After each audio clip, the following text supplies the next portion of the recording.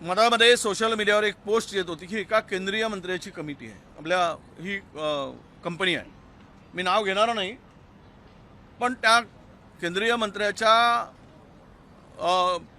एका कंपनीकडून हा व्यवसाय सुरू असल्याची माहिती सोशल मीडियावर खूप मोठ्या प्रमाणात आली. मीडियामध्ये नव्हती ती, त्यामुळे आम्ही त्यावर थोडा सर्च केला आणि सत्य परिस्थिती जाणून घेतली. ते तथ्य आहे.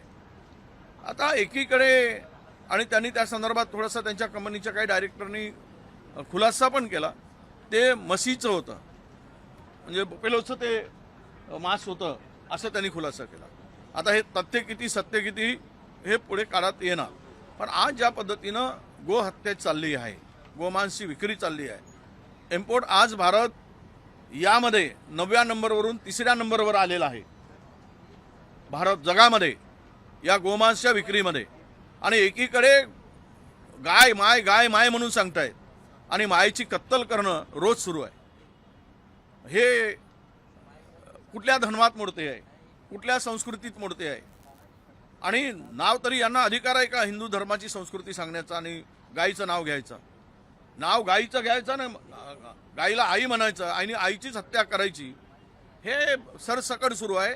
हे खुर्चीसाठी आणि सत्तेसाठी हपापलेली माणसं आहेत. यांना धर्म, यांना गाय वगैरे हे केवळ मतं मिळवण्याचं साधन आहे. हे आता लपून राहिलेलं नाही.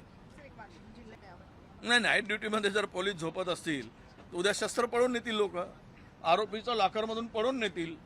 म्हणजे ठाणे, कारण असं आहे की कायदा सुव्यवस्था इतकी महाराष्ट्रातली सुधारलेली आहे की पोलीस झोपले तरी पोलीस स्टेशनमधून काही होणार नाही याची खात्री कदाचित पोलिसांना असावी, की पोलीस स्टेशनमधून बंदुका चोरी जाणार नाहीत, आरोपी कोणी पळवून नेणार नाही. कारण कायदा इतका सुव्यवस्था इतकी सुंदर आहे भारतात, त्यामुळे पोलीस निर्धावलेपणानं बिनधास्त झोपले असतील असं म्हणायला पाहिजे. म्हणजे आज कुणावर धाक आहे कुणाचा आणि कसं चाललेलं आहे याचं हे पोलीस स्टेशन उदाहरण आहे. पोलीस झोपले असतील तर कायदा सुव्यवस्था जिवंत आहे का हा प्रश्न निर्माण होतो. आता ह्यावर शेवट हे पेपर फुटीचे प्रकरण याचं मूळ जर असेल, आणि मूळ म्हणजे कोणी ना कोणीतरी या पेपरफुटी मागे शासकीय यंत्रणा जबाबदार असते. तो विभाग असेल, त्यातले अधिकारी असतील, कर्मचारी असतील. ज्यावेळेस हे सील उघडण्यापूर्वीच ते जातं, त्यावेळेस सील लावण्याच्या पूर्वीच हे कुठलं ना कुठेतरी मोबाईलमध्ये त्याचा स्क्रीनशॉट घेतला गेला असेल किंवा फोटो काढला गेला असेल. आणि म्हणून याची मुळात या अशा पेपरफुटीच्या प्रकरणामध्ये पहिल्यांदा तर जे अधिकारी इन्व्हॉल्व आहेत त्यांच्यावर कडक कारवाई केली पाहिजे. कायदेही थोडासा दुरुस्त केले गेले पाहिजेत. हुशार मुलांचा अभ्यास करून मेहनत करणाऱ्या पोरांचं फार नुकसान होतं याच्यात, आधी कॉपी करणारा पुढे जातो. म्हणून कायदे दुरुस्त करणं आणि ही जी यंत्रणा आहे ही सक्षम करणं हाच यावरचा उपाय आहे.